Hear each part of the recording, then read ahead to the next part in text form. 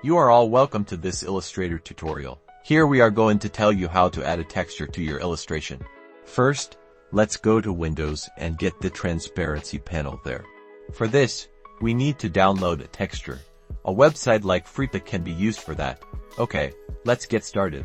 I will use a previously downloaded one for this. Then let's place the downloaded texture. Then copy this texture.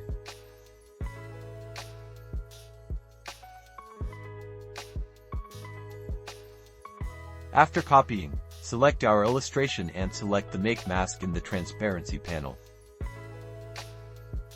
Then go to this black opacity mask and paste the previously copied texture. Then adjust accordingly.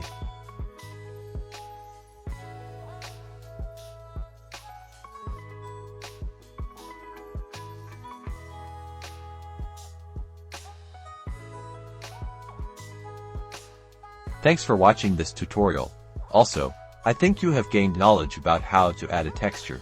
So see you again in another video.